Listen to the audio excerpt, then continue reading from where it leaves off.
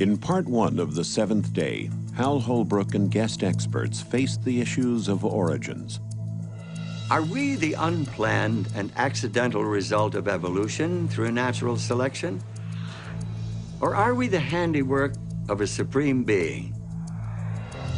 Do we owe our existence to the Aztec or Babylonian gods? Or to some alien creatures from outer space? What is the truth about our origin? When was our universe born?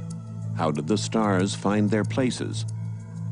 Science can talk about how the universe behaves, how things take place within the universe. It cannot explain why something exists rather than nothing.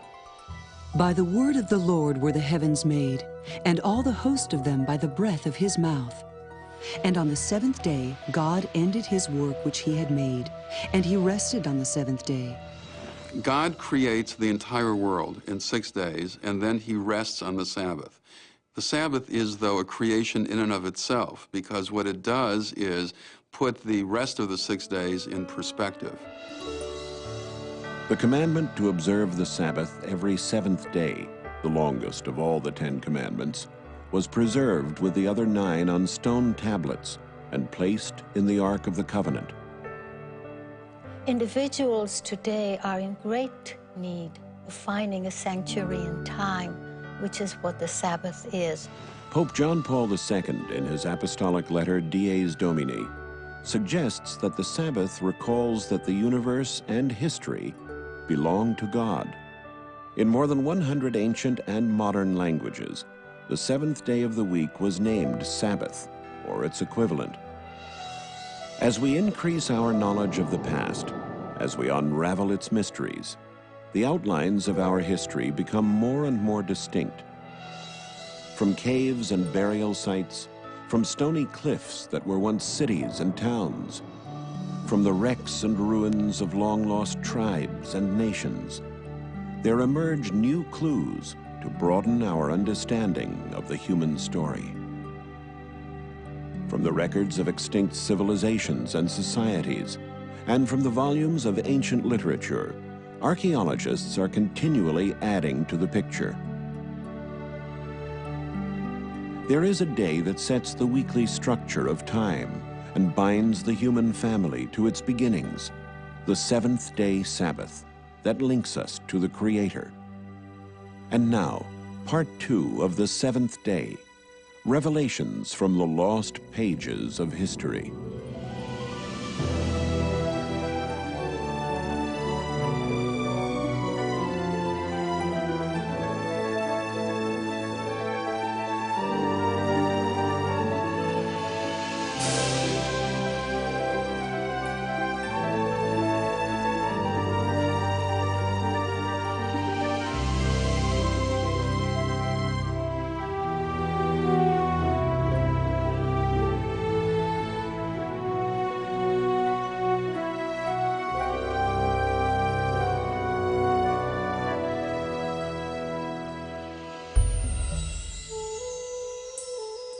In the time when Jesus Christ walked among the Jews, it was his custom to attend the synagogue to worship and teach on the Sabbath day, and the eyes of the religious leaders were continually upon him.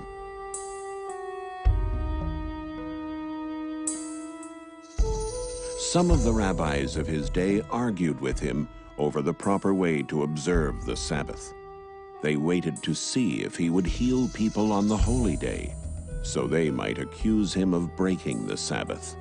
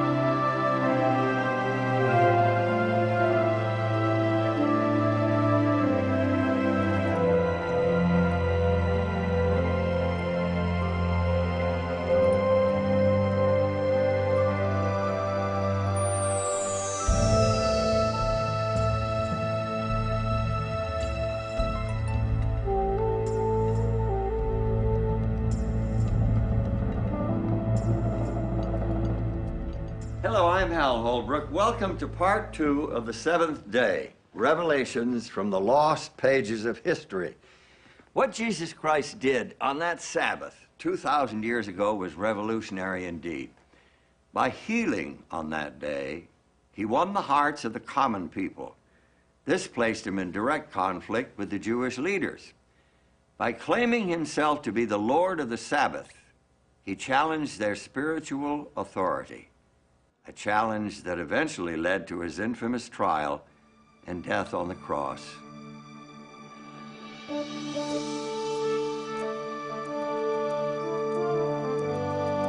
Jesus was born in Bethlehem, an insignificant town in the region of Judea during the reign of Caesar Augustus, the first great Roman emperor.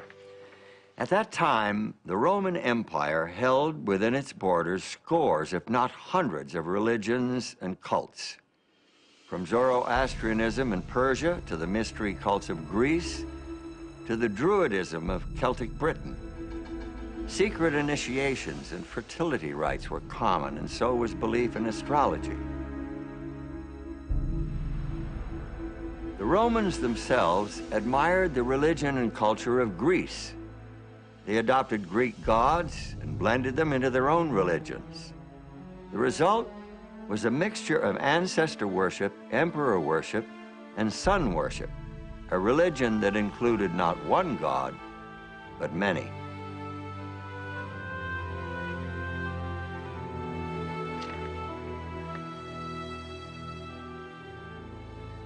The Jews, on the other hand, worshiped only one god. Though surrounded by the images of Greek and Roman deities, they served a God they couldn't see. They had no icons or images to represent him. They had no initiations or fertility rites. Instead, they had a day that set them apart, a day without equal in any other religion, a 24-hour period devoted completely to their God. The Jews had the Sabbath. After the Exodus from Egypt, God made a covenant with Israel, and part of that covenant included the 10 Commandments with the commandment to keep the Sabbath, the 7th day of the week, as a memorial of his creation and of his redemption from Egypt. By keeping that Sabbath, which was a sign between God and Israel, they were reminded that he was their God and they were his people. You shall surely observe my Sabbaths, for this is a sign between me and you throughout your generations, that you may know that I am the Lord who sanctifies you. It's safe to assume that the Jews of the first century knew and read the 10 Commandments. The 10 Commandments told them, just as it tells us, that the Sabbath is a memorial to God's creation of the world in 6 days, and also is a memorial to the Exodus from Egypt. For Jews of the first century, the Sabbath was a time of intense spirituality. They related to God, who created the universe in 6 days and rested on the 7th, so they too rested on the 7th. As well, in Jewish liturgy, they reflected on the fact that God took them out of Egypt, so the Sabbath became for them a celebration of their freedom. Observance of the seventh-day Sabbath was the unmistakable mark of a Jew. It set him apart from everyone else. It couldn't be hidden. In the eyes of Greek and Roman observers, the Jewish observance of the Sabbath was one of the peculiarities of the Jews. Here is a people that does not work every seventh day, and the Greeks and Romans had nothing comparable to this. First century Jews took advantage of the Sabbath in that they couldn't work and instead rejoiced. They would have a wonderful candlelit dinner on Friday night, often with 2 loaves of bread to commemorate the manna that fell in the desert in the biblical period. They would, on Saturday, probably attend the synagogue, where they had the opportunity to see and perhaps gossip with their friends. And from the evidence that we have, they studied the Torah and worshiped together. Outside observers are repeatedly struck by the oddity of the Jewish refusal to do work on the Sabbath day. One philosopher, Seneca, even says that the Jews devote 1/7 of their life to idleness because they don't work on the Sabbath day.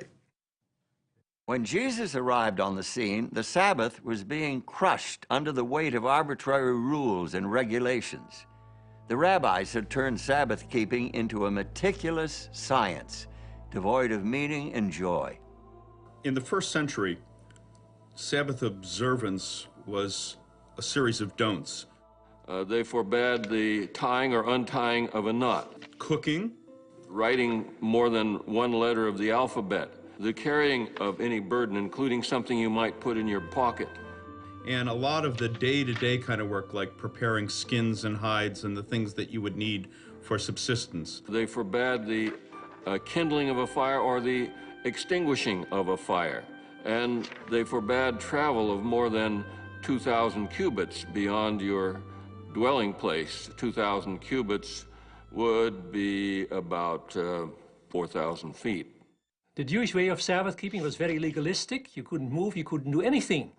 But Jesus saw that that was a distortion of God's plan for humanity.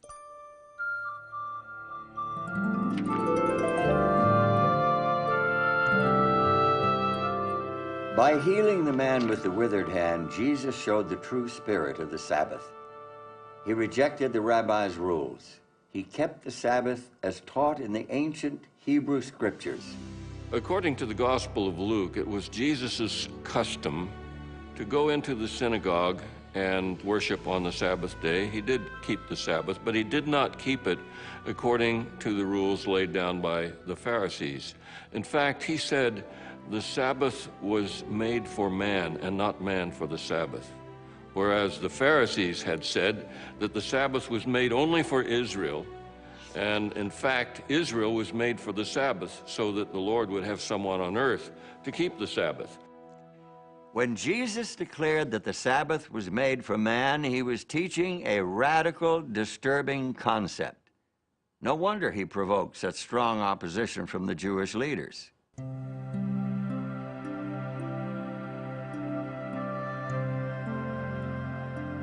On another Sabbath, Jesus was teaching the people. And there was a woman who had been ill and bent over for 18 years. And he called her to him.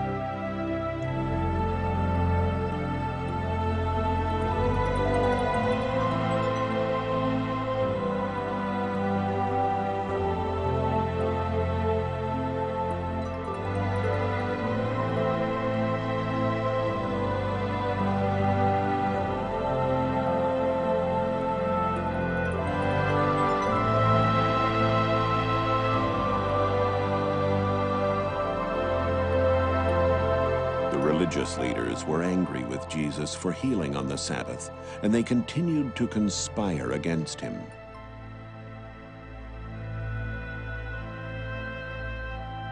To the religious leaders, this was scandalous behavior, particularly because it broke their mortal danger rule. The mortal danger rule said that there were some things you could do on the Sabbath only in life or death cases.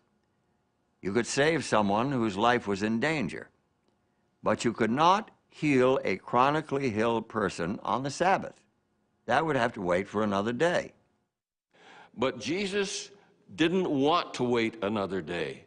He was saying basically, you untie your animal so that your animal can rest on the Sabbath, but you are criticizing me for loosing this woman from her burden so that she can truly keep Sabbath for the first time in many, many years. It was a devastating argument. St. John, in his record of the life of Jesus, reports that for this reason the Jews were persecuting Jesus because he was doing these things on the Sabbath. They accused Jesus of breaking the Sabbath, and they were afraid that the people would follow Jesus, the nation would become a nation of Sabbath breakers, and this would incur the judgments and the wrath of God, and they would lose their nation. And it was this fear that led to the crucifixion of Christ.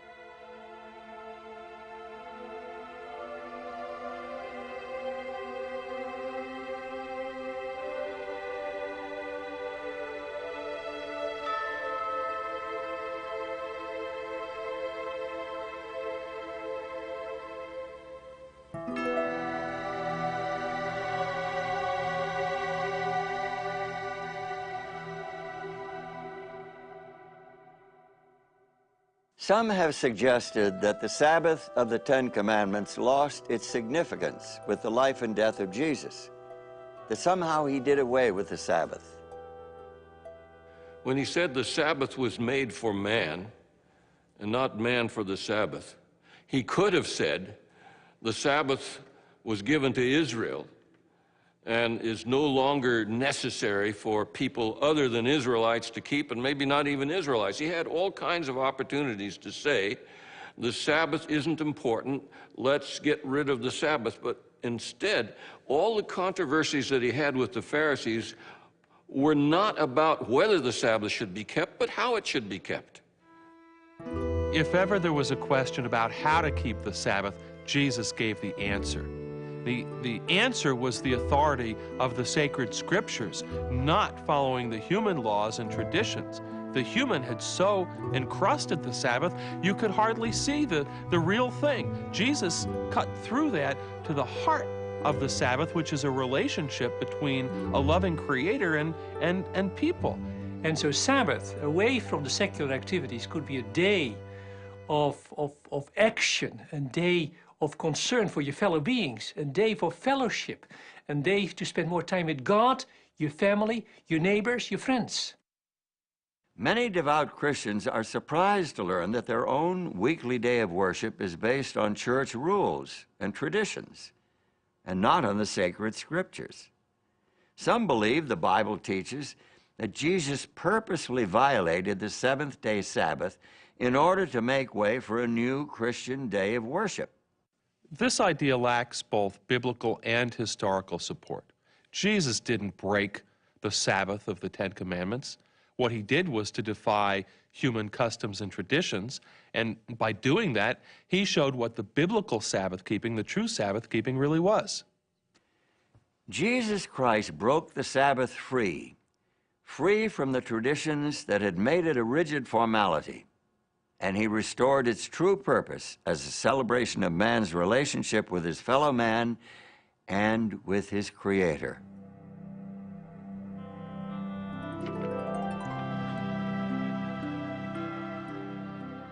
When ye therefore shall see the abomination of desolation spoken of by Daniel the prophet, let them which be in Judea flee into the mountains.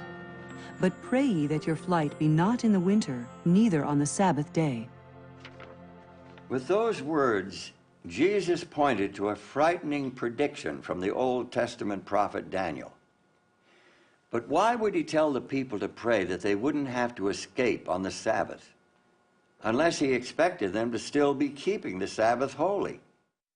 In the Roman Empire in the year 66, Rome was quite unstable. That's called the year of the 4 emperors, and the first 3 did not die of natural causes.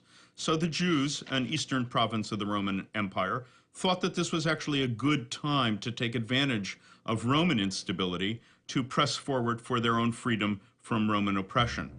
The Roman general Vespasian marched against the city in an attempt to quell the uprising. Before the job was done, he became emperor in 69 AD. And his son Titus, another future emperor, took over as general of the army.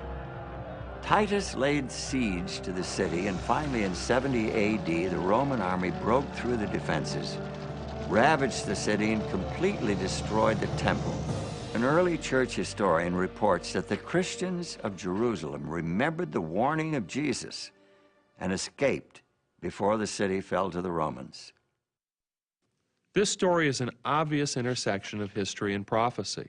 We know the dates and places, and Jesus predicted and knew when these things would take place, that 40 years after his death and resurrection, his followers would still be keeping the Sabbath. In fact, throughout the New Testament period, and that takes us to the end of the 1st century A.D., Christians continued to observe the seventh-day Sabbath. That's clear from both the biblical and historical records.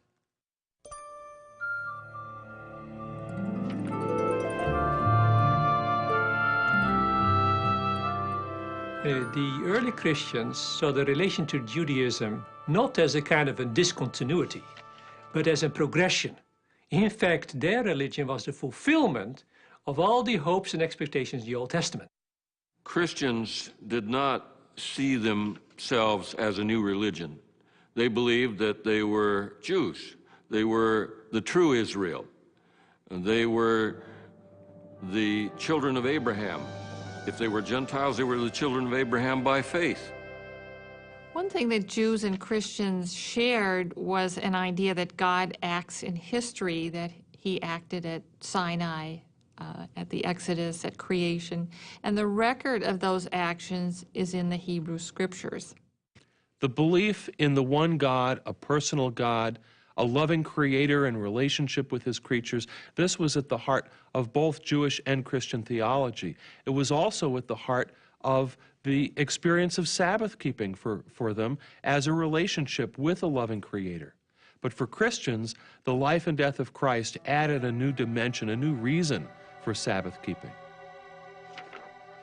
So then, there remains a Sabbath rest for the people of God. With those words, St. Paul showed that Christian faith took the Sabbath to new heights.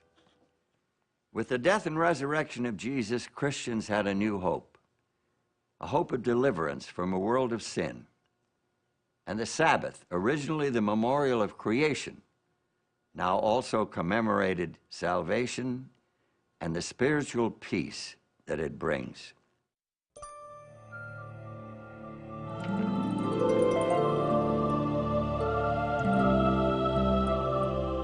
This brings us to an intriguing question.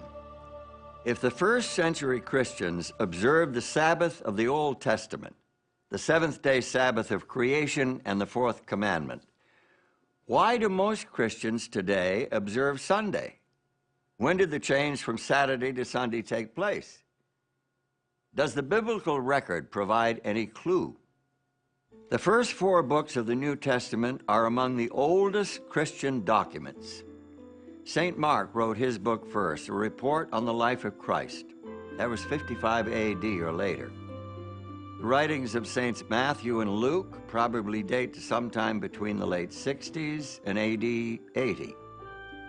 St. John, the last surviving original disciple of Christ, wrote his book near the end of the 1st century. Despite their late dates, from 30 to 70 years after the death of Christ, these books contain not even the slightest hint that Jesus himself or his disciples considered changing the day of rest and worship from the 7th day of the week to the 1st. It's especially significant that New Testament writers never refer to the 1st day of the week as a Sabbath. To them, the 7th day was the Sabbath. And this is consistent with all of the other evidence that to the end of the 1st century, Christians were worshiping with Jews in the synagogue on the Sabbath. About 95 or 100 AD, a change was made in the synagogue service. The middle part of the service is known as the standing prayer, the Amidah, or the 18 benedictions, consisting of 18 short prayers or blessings of God, Thanksgiving blessings. All 18 are recited on weekdays, on Sabbaths only 7. But at this time, an additional one was added. It's known in Hebrew as the Birkat Hamanim, the blessing concerning the heretics, but it's not really a blessing. May the apostates have no hope. May the dominion of wickedness be speedily uprooted in our day. May the Nazarenes and the heretics quickly perish and not be inscribed together with the righteous. Blessed art thou, the eternal our God, who crushes the wicked. Amen. it smoked out the Christians, because anyone could be asked to lead out in the recitation of this. Anybody, or everybody was supposed to say amen at the end of each one. And this made it very uncomfortable, in fact, impossible for Christians to participate in the Pharisee-led synagogue service from that time onward. The evidence of this synagogue prayer helped sharpen our picture of first-century Christians. It's clear that they were keeping the Sabbath right along with their Jewish brothers. So now the Jews were becoming less tolerant of Christians, but Christians themselves were beginning to question the value of their connection to Judaism. In the early church literature, Christians are really desperate to separate from Judaism and to distinguish themselves. As a result, there is the appearance of a great deal of anti-Judaism or anti-Semitism. Some of it is invective, nasty comments about Jews. Some of it is pushing away from what they saw as Old Testament religion. There were practical reasons for the Christians to distance themselves from the Jews. No doubt they were swept up in the current of anti-Jewish sentiment, not surprising given the level of conflict between Jews and the Roman Empire at the time. Although the Jews were scattered throughout the Mediterranean region and beyond, many of them still dreamed of a great Jewish nation and ultimate victory over their enemies. And in North Africa, around 115 AD, these dreams flared into violence. The Jews in the region of Cyrene had put a certain Andreas at their head and were destroying both the Romans and the Greeks. Many they sawed in two from the head downwards.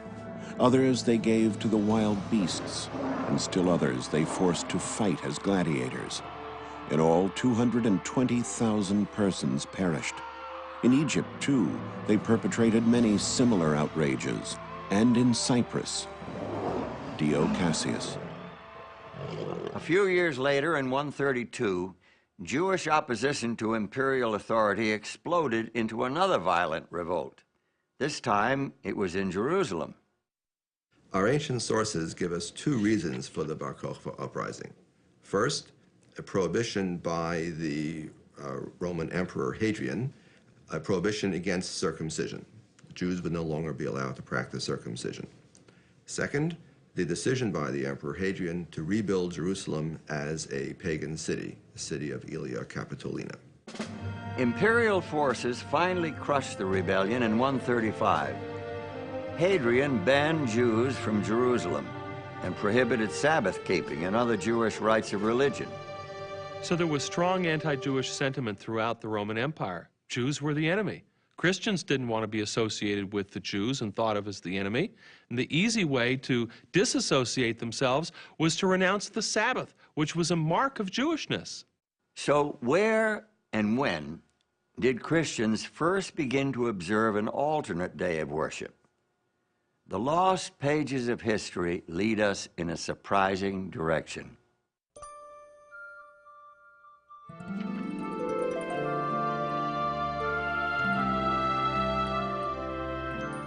Alexandria, Egypt, founded in 332 BC by Alexander the Great, one of the world's great centers of literature, science, and commerce, a melting pot of religious ideas and classical philosophy. There is solid evidence that Christians in Alexandria were the first to replace Sabbath observance with first day, that is Sunday, worship. This began shortly before 120 AD. One of the first documents that we find pointing to Christian keeping of Sunday is the so-called Epistle of Barnabas. Now, it is not the real Barnabas that we read about in the New Testament in the book of Acts. This is pseudo-Barnabas. It's a pseudepigraphon. It's falsely attributed to him. But it was written apparently by somebody in Alexandria in Egypt, where the tendency was to spiritualize everything.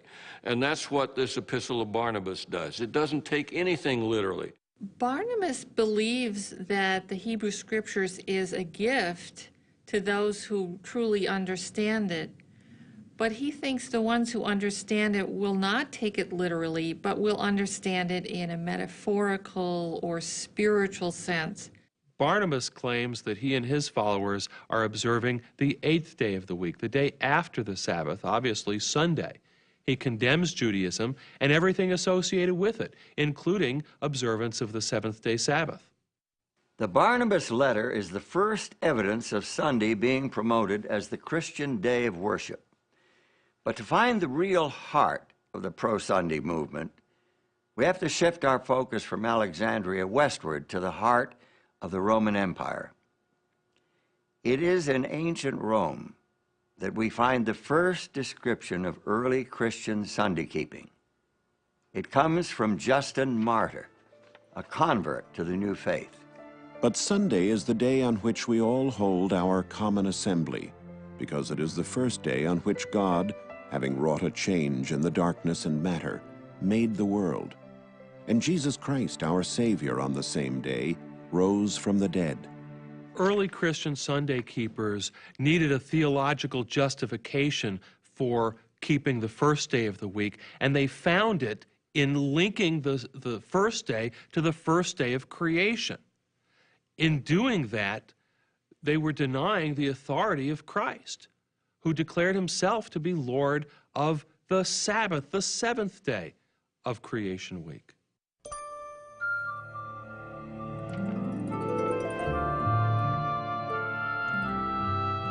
We have reached a critical defining moment in our story. By isolating the weekly holy day from its biblical roots, church leaders cut off the Sabbath from its source of spiritual meaning. It would become a hollow formality, a political hot potato, a test of authority, and a pawn in a centuries-long power struggle. Sunday was an attractive replacement for Sabbath because Sunday was beginning to draw to itself a certain amount of aura because of new developments in the pagan religion that made Sunday the day of worshiping the sun and thinking of the sun. I suppose it was inevitable that elements of pagan worship would find their way into Christianity. Christians were, after all, a small minority in a distinctly pagan world, a world that worshiped mythical gods, dead emperors, and the invincible sun. Historians commonly date the beginning of the Roman Empire as 31 BC. That's when Octavian defeated the forces of Antony and Cleopatra and came back to Rome to rule as the first Caesar, Caesar Augustus. And it was at that time that he shipped back to Rome 2 great obelisks. One of those he set up in the Circus Maximus. You know, it was not only that it was dedicated to the sun god, but it was also a very visible sign that Rome had conquered Egypt, that the dedication on it said, Caesar Augustus dedicates this as a gift to the sun, but it also says, because Egypt has been conquered. And so the people who came to the Circus Maximus to watch the games could see not only this dedication to the sun, but also the realization that the Roman sun god had prevailed over the Egyptian sun god. Reports from the mid-1st century provide additional evidence of the popularity of sun worship. The notorious Emperor Nero commissioned a sculptor to create a statue nearly 115 feet tall, topped with a likeness of his own head in the style of the sun god. When Vespasian built his great amphitheater, which we call today the Colosseum, he took that enormous colossus, colossus is the ancient word for statue, that enormous colossus of Nero, changed the features on the face, and dedicated it to the sun god. Emperor Elagabalus was so devoted to his eastern sun god that he took the deity's name. He brought his god in the form of a black meteorite all the way from Syria to Rome and adopted an Eastern lifestyle. And so his Eastern dress and his Eastern orgies and his Eastern behavior brought Elagabalus to grief after 4 years. And even though his god was sent back, The black stone was shipped back to Syria. That sun worship continued. The ancient historian Plutarch reports how the Roman general Pompey went to the eastern Mediterranean to deal with a problem of pirates attacking commercial shipping. This is about 50 BC. Well, he conquered the pirates, captured them, brought them back to Rome. Turns out the pirates were worshippers of Mithras, the sun god. And from those pirates, the worship of Mithras became very popular in Rome, especially among the military. I think that Roman military men would find Mithras a particularly attractive divinity. He was a warrior himself, fighting for the forces of good. It was a hierarchical religion, and one could progress from grade to grade. There were 7 grades of Mithraism, much like in an army. And thirdly, it was a religion of brotherhood and fellowship. They would meet together not only to worship their God, but to eat a meal in common. We hear about Roman soldiers having come back from the east who pray at dawn, facing the east, facing the sun. And this is when we begin to get in Rome a mention of Deus Sol Invictus. That is to say, the unconquerable sun god. Unconquerable because the night tries to conquer the sun in each 24-hour period. But at dawn, the sun has survived. The sun has vanquished the night. The importance of sun-worshipping cults in the Roman Empire is shown during the reign of Aurelian, who was emperor from 270 to 275 AD. He established a state religion that included the worship of both the emperor and Sol Invictus, the invincible sun. He tried to unify all religions under the sun god. Diocletian, who came to power in 284, was also devoted to the sun god. He maintained Aurelian's principle of a state religion and even declared himself to be a god. Eventually, he ordered the persecution of Christians.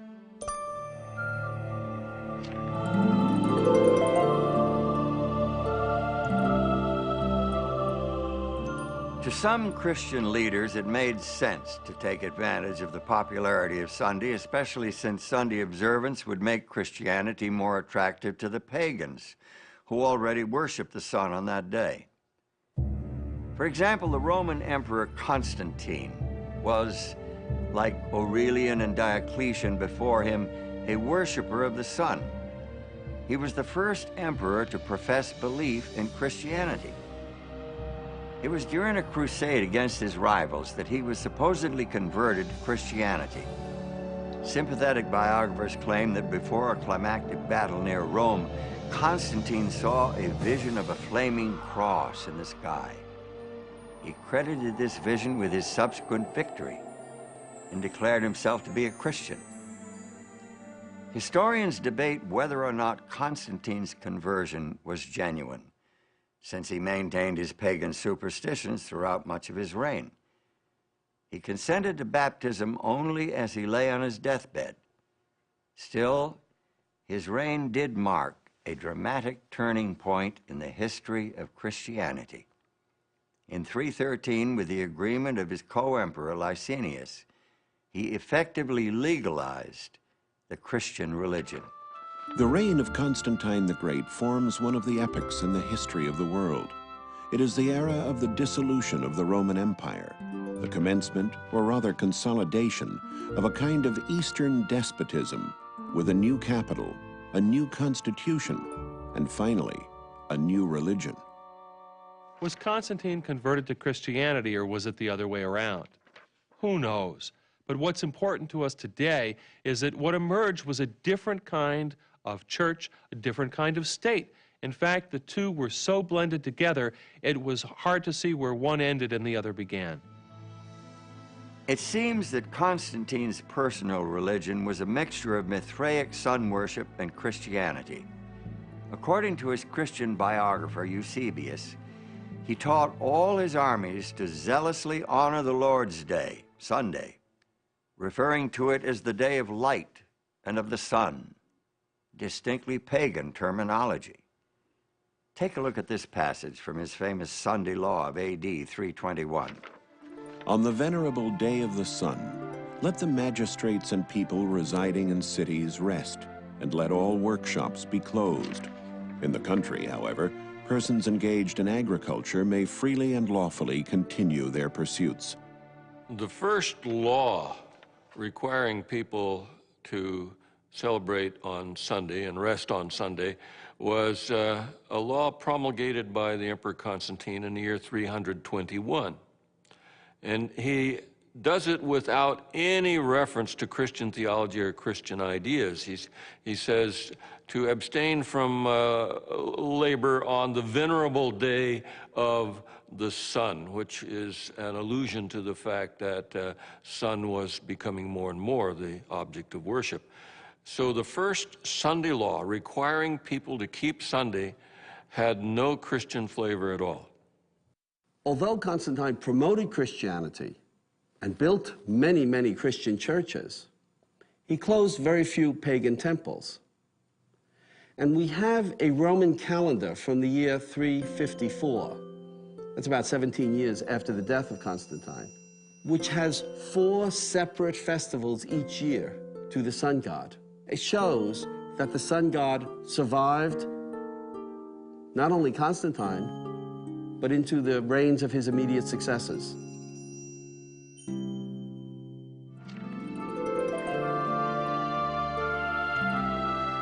Did Constantine's Sunday law settle the Saturday-Sunday issue?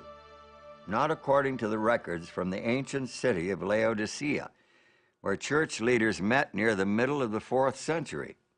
The church council at Laodicea dealt specifically with the issue of what scriptures, if any, should be read at Sabbath services.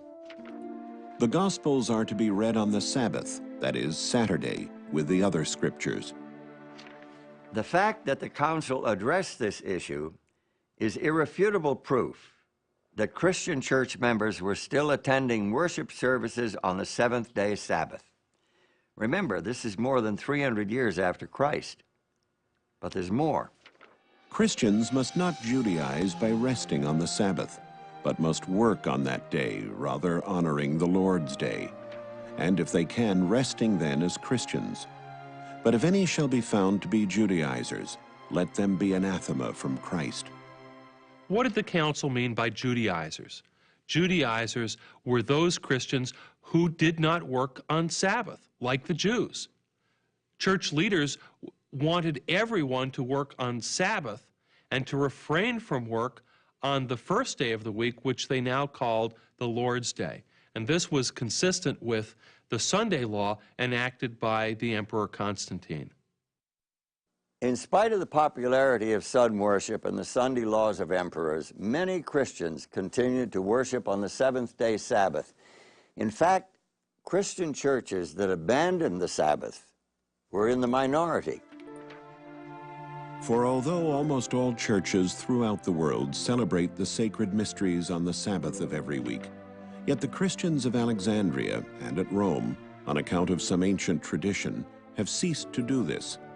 Without question, Christians were still observing the 7th-day Sabbath clear down in the second half of the 4th century. In spite of theological arguments, anti-Jewish prejudice, and the decree of an emperor, the Sabbath of the Creator was not dead.